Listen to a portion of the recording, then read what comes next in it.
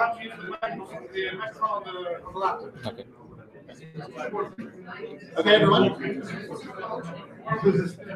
Okay, so we're going to get started on the second keynote. So probably also somebody that doesn't really need an introduction, but we have Miles Lubin here. Miles is one of the creators of JuMP. He's now at Google, and he's going to be telling us how we get to JuMP 1.0. Thanks everyone for coming.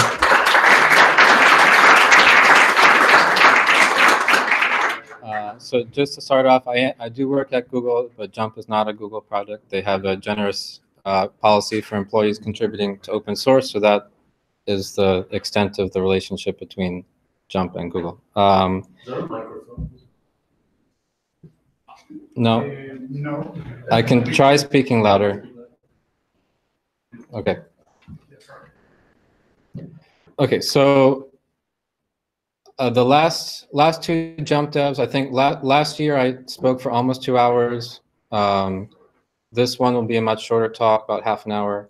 I'll be covering a bit of introduction to JuMP, how we got to where we are now, the 0.19 release, which was our came out very recently, and then the roadmap for JuMP 1.0.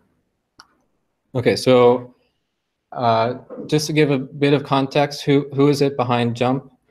If you look at the list of contributors to the GitHub repository that tells some of the story, not the whole story, we have myself, Ian, Joey. We're essentially the founding developers, started in 2012. Since then, we've had 2 new entries into the top 5 contributors, Benoit and Oscar. I would call them JuMP the next generation. That's just part of the story. We had a really large number of contributors to the 0.19 release. So I'll avoid thanking people twice, but I think everyone's name appears at least once here. Joachim also had a big contribution to MOI. So JuMP is split across a few packages. Just looking at the JuMP contributors doesn't tell the whole story. We had a large number of contributors before 0.19. And while I'm thanking people, also thank the local committee for JuMP-dev. Thank you. And that's a bit of the picture behind who's behind this project. So what is JuMP? One of the answers I would give to that is I say, well, JuMP is a modeling language for mathematical optimization, just like AIMS, AMPLE, Simple, Cplex, Concert, CVX, CVX, GAMS, GNU MathProg, Groby C++, Python API, Lingo, MATLAB, problem-based workflow, MOSEC, Fusion, Mosel, MPL, Ampere, OptModel, Pulp, Pymo, YAML, and Simple. Does did I miss something? I think those are the major ones. So you can ask why is JuMP in particular interesting when there's so many other modeling systems that do pretty similar things. So I would say it's interesting because JuMP is open source. A number of the modeling interfaces that I listed are commercial, and they're tied to commercial tools. JuMP is embedded in Julia, so if you're a fan of Julia, JuMP is a very natural choice. We have low overhead for model generation. Once you move into, so I've heard stories for people switching to JuMP because they were using other tools that where the time to generate the model and do all sorts of processing took longer than solving the problem itself, and that's not a situation that you want to be in. JuMP solver independent. Usually you can plug in your favorite solver, switch it, try out different tools. That's nice to be able to do. You can connect to new solvers. You can connect new solvers to JuMP relatively easily. You can extend JuMP to new problem classes. JuMP supports interacting with solvers while they're running. This is a rare feature in modeling interfaces. We're going through a bit of turbulence in this API right now in callbacks, but JuMP has a pretty solid story, and Julia gives us the hooks to interact with like a branch and bound solver while it's in the middle of solving the problem. That lets you do very powerful things. These were all technical points, and on top of that, we have, I'd say, a pretty active community. The fact that we're having this workshop and that we can convince a number of people to fly to Chile just to talk about JuMP is really impressive to me at least. Okay, so this is kind of just a demo. We had the tutorial this morning. This is kind of just a proof that JuMP is a modeling language. You can write down, create some variables, create some data, create some variables, add some constraints, say solve, get a solution back. So I won't step through this. It's just a demo of how JuMP works. Okay, so building up to 0.19, JuMP goes back to 2012. We had a big history of substantial changes to JuMP even before 0.19. So we added callbacks in December 2013. We added nonlinear optimization. We added semi-definite optimization. We rewrote nonlinear optimization. We renamed everything from camel case. The sum with the curly braces became sum with the parentheses. So if you've been using JuMP for a while, these will be familiar. If you have not been using JuMP, you may see some old code out there that uses camel case or curly braces. That won't work anymore, but just so you know, that was the right way to do things. So while we were incrementally adding all these new features to JuMP, building on top of it, we started collecting a list of feedback, list of questions that we did not have good answers to. So I'll frame this as JuMP is great, but how do I do X? And that X could be, how do I add support for a new type of constraint? So someone comes along and say, why doesn't JuMP support complementarity constraints? How can I make that happen? Until JuMP 0.19, we didn't have a good answer to that. How do I combine NLP constraints with conic constraints? This is interesting because we now have new solvers out there that can handle this combination. How do I delete a constraint or variable? Going back to the beginning of JuMP, we made a decision that who needs to delete a variable? You can just make a new model if you want to delete something. It turns out that people like deleting variables, but that was a very fundamental assumption that took some restructuring to address. How do I know if my changes are passed efficiently to a solver? So JuMP tries to be efficient and avoid reconstructing the model when necessary, but we would not always provide feedback on when that's happening.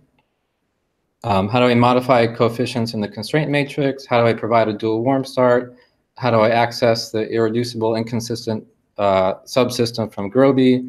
How do I distinguish between a solver that stopped because of the time limit with a solution and without a solution? How do I check if a solution is feasible? How do I access multiple solutions found by a solver? This is just a selection of questions.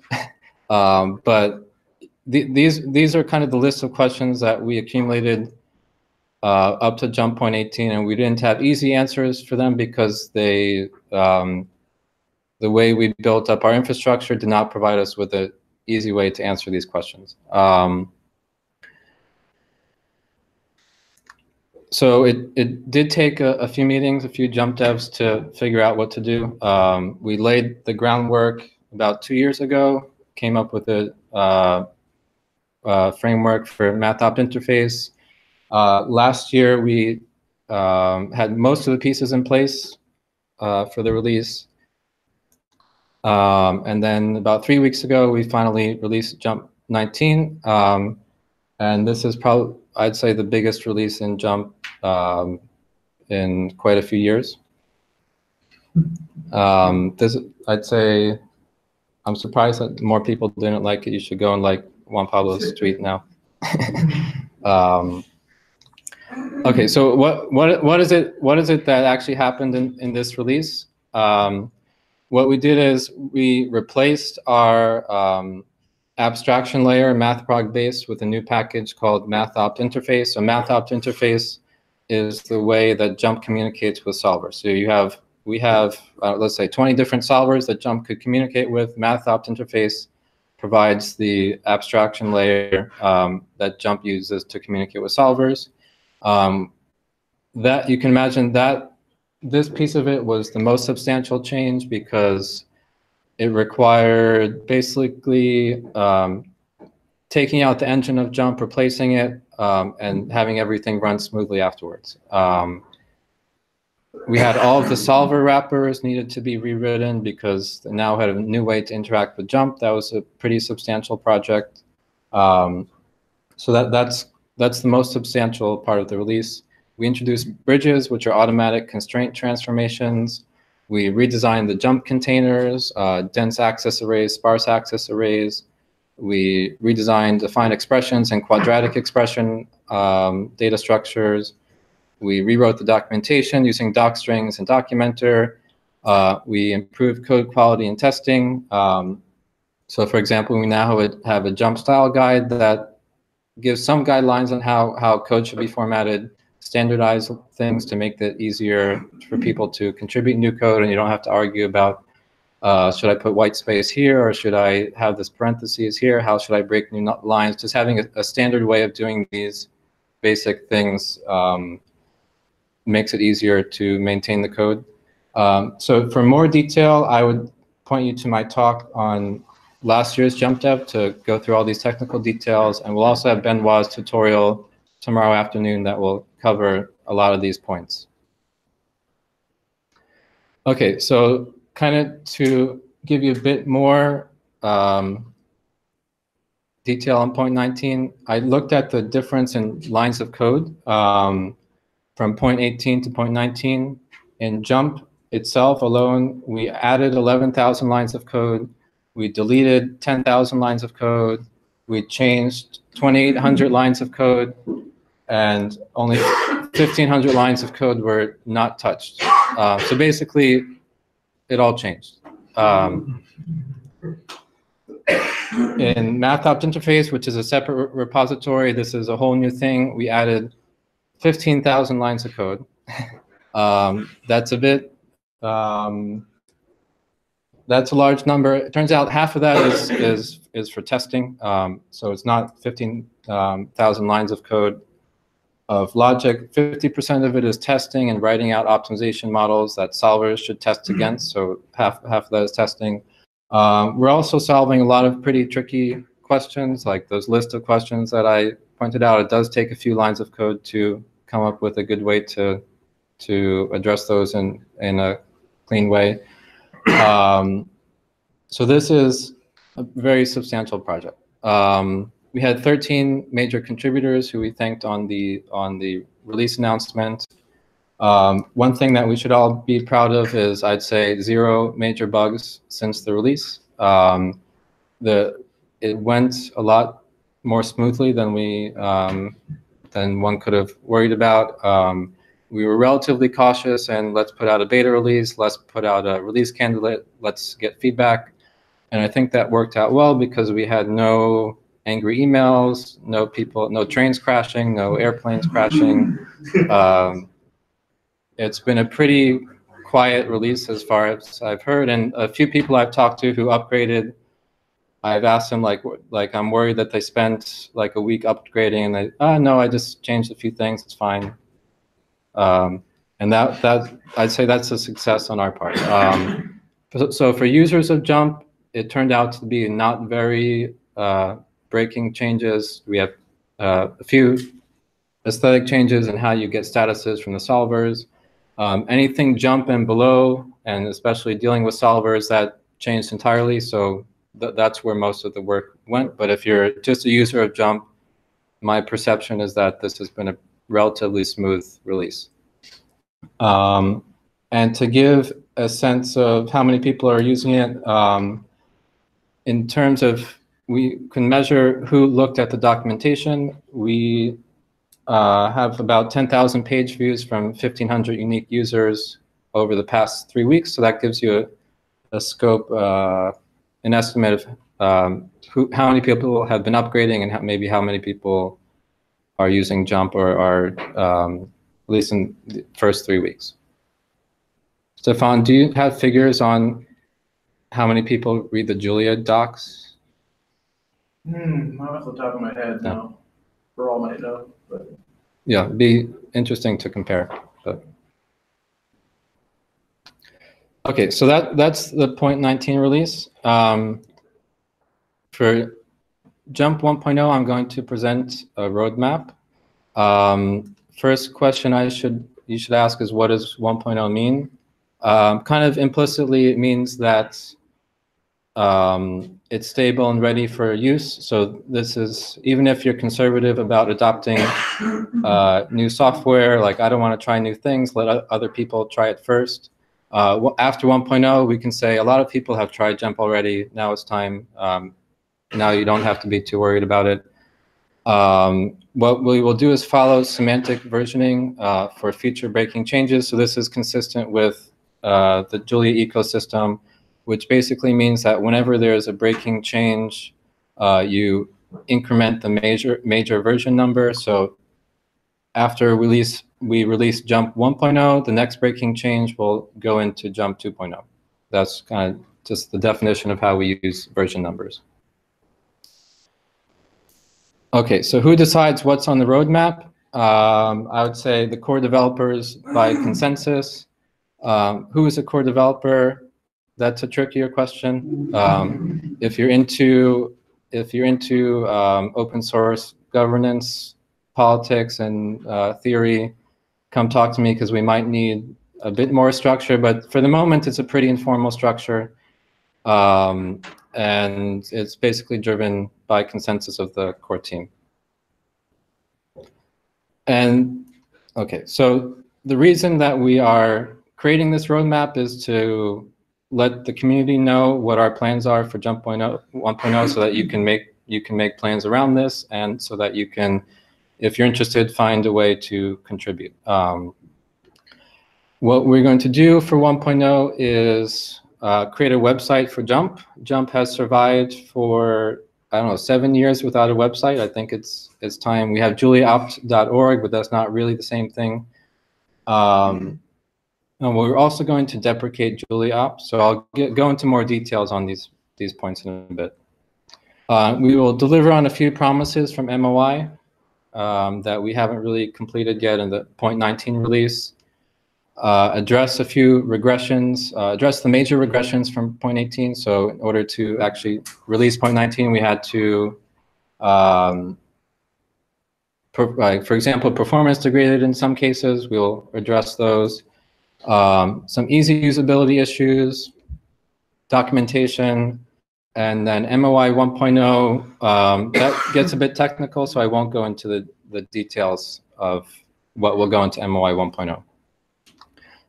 So after my talk, I'll synthesize this into some markdown and put this on the JuMP documentation.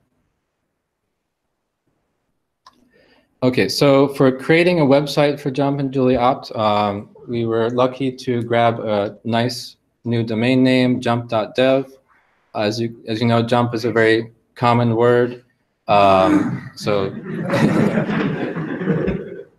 the .dev domain came up a few weeks ago, so we grabbed that very quickly.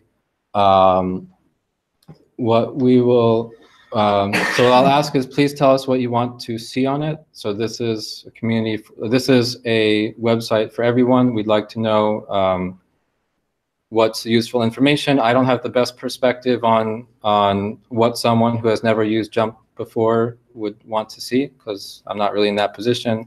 We'd like to hear your feedback. We also need some help designing it. So if you're a web designer or have a friend, put them in touch with us, and we can, we have some funding to make that happen. As far as JuliaOpt, JuliaOpt started around the same time as JuMP, maybe 2013.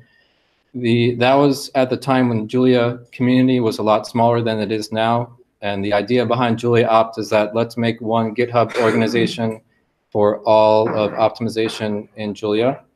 And that was nice at the time, but Julia's kind of grown beyond that. There are other GitHub organizations that do optimization. There's Julia Smooth Optimizers.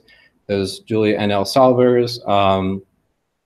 And if you look at what Julia Opt now is now, it's mostly an organization for JuMP. So we're going to kind of change that branding and make an organization and call it what it is. It's GitHub organization for JuMP for the purpose of managing permissions on the repositories, on the people who need to collaborate on JuMP.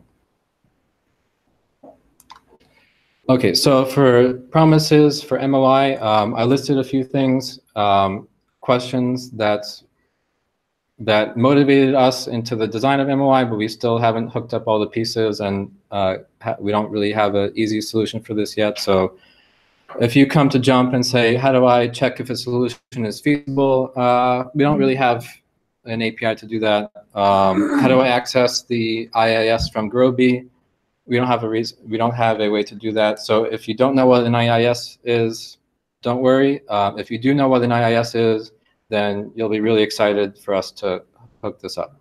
How do I access multiple solutions found by a solver? So we have the APIs to do this, but we haven't really connected this all the way. These are a few of the things that we'd like to finish off before we declare a 1.0 release.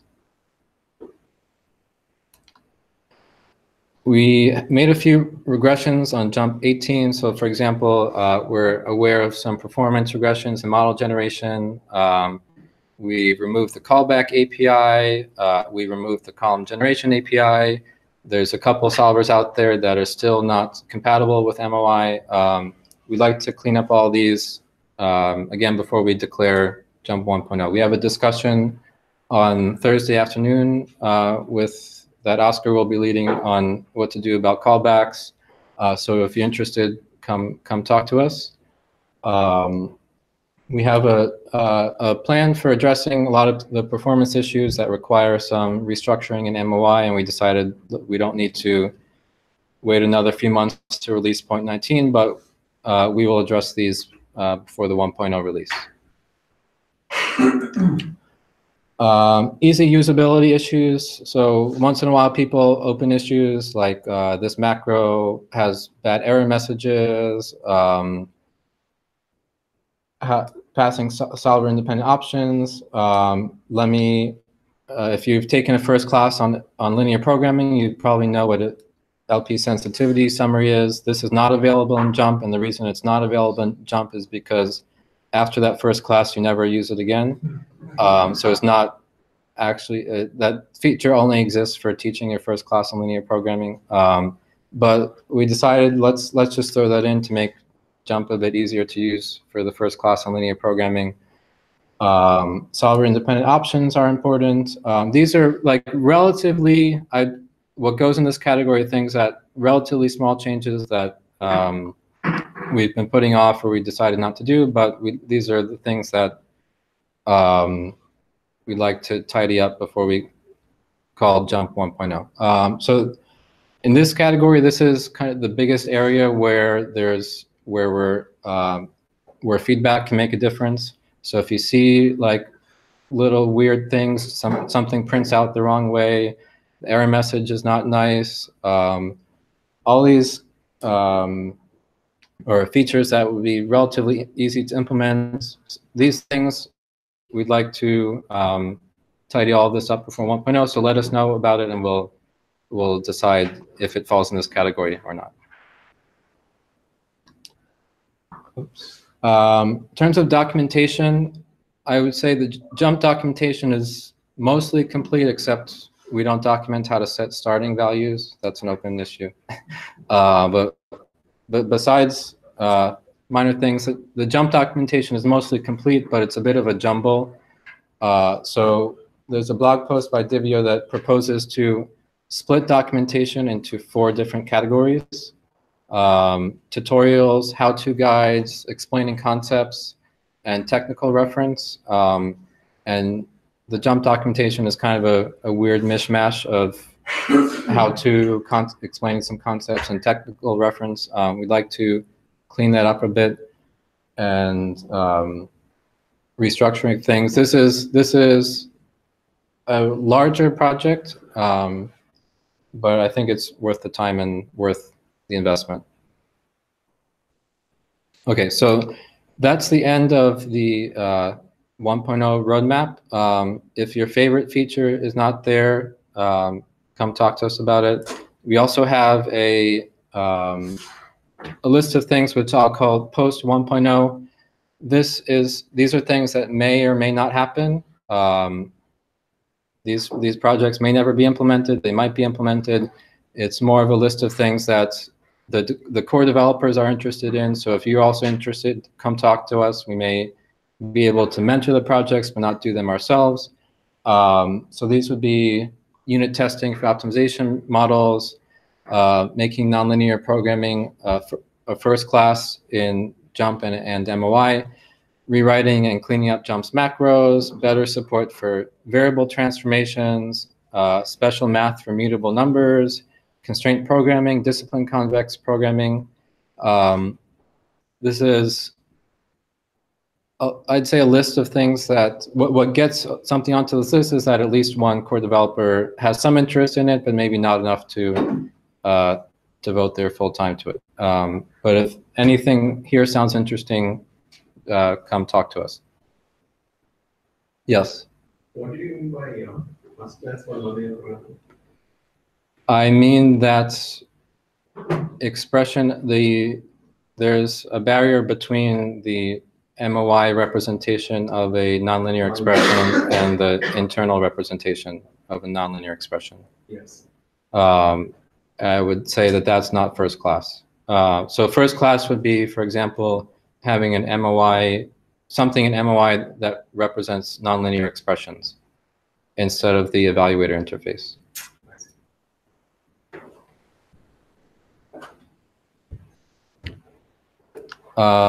So one of the motivations for this roadmap is to kind of direct people, if you're interested, here are the things that the JuMP developers want to work on. If they align with something you're interested with, come talk to us. We have funding available both through Google Summer of Code and NumFocus. If to make a small project for students, we can arrange those. We're always open to code contributions. If you have a idea for a very significant code contribution or anything a bit more than fixing bugs, come talk to us first before spending too much time on it. But I'd say we're pretty responsive in the Gitter channel. If you like to ask us questions, the average response time is, I'd say, pretty good these days. If you're not comfortable contributing code and you're happily using JuMP, you're welcome to just post your code examples. Examples help. People look for them on the internet. Having more examples helps everyone out there. Answer questions on Discourse. That's an easy way to help. Stack Overflow is another one. Now that JuMP is a NumFocus project, if you don't have time, if you like JuMP a lot, you don't have time to contribute code, you don't have time to post your examples, you're welcome to give us money and we'll redirect that to people who do have time. And finally, please give us your feedback. I think one of the major points that JuMP.19 demonstrates is that we take feedback very seriously. We spent almost 2 years rewriting the whole API to make it more usable for everyone that wants to use JuMP. So we do take it seriously, and please let us know if there are issues. And with that, I'll say gracias y que disfruten de JuMP-dev. Thanks, and hope you enjoyed JuMP-dev.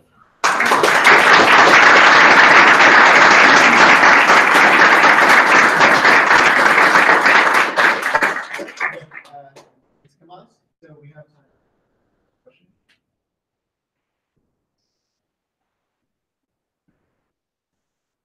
How this will affect the other packages around the I think JuMP is not only the one package that we talk about, but there's also the stroke JuMP and other packages that work around it. How does that pipeline and roadmap for all of those packages? Is there any idea whether also those will be maintained as done with JuMP, or maybe merge into JuMP eventually, or how does it look like for the rest of things around it? So this roadmap is for JuMP and everything below JuMP. So I'd say JuMP, MOI, and solvers. It doesn't cover extensions, and we don't have plans to merge those into JuMP. We have to talk offline about specific details. Yeah. Yes.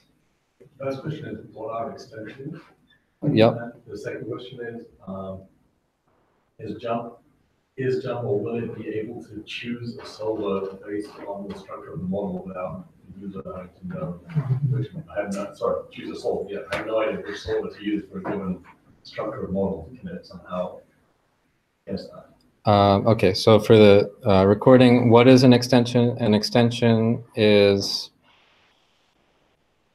lets you write a problem in a structure that JuMP doesn't support. So for example, sum of squares lets you write down polynomial constraints in a very specific form. Struct JuMP lets you write down a model that has explicit block structure. So you have variables are grouped into different blocks and they coordinate, and you expose that structure to the solver. So it's I would call them modeling extensions. What will JuMP be able to choose solvers automatically? That would not be too hard to do. We definitely need, this ties actually into the website. We need a better way to direct people what solver should you use given a problem. I'm not convinced that that's a fully technical problem or if it's more of a documentation question. Like if you don't know, you wrote down a model, okay, you can ask, what are the properties of this model? What are the solvers? I'm not entirely comfortable directing people automatically to solvers because then you start to confuse, did JuMP solve the problem? Did the solver solve the problem? Why did JuMP give the wrong answer? We've gotten that a few times. But yeah, that's an area where there's room to develop there. That the automatic choosing solvers is not in the scope of 1.0. The documentation issue and how do you choose a solver, I would say that is in the scope. We have a Yes. configuration link for us upstairs? Yes. But- So on the second floor where we started, this one. Yes. Yeah. So yeah, short coffee break and back here at 3. Yes.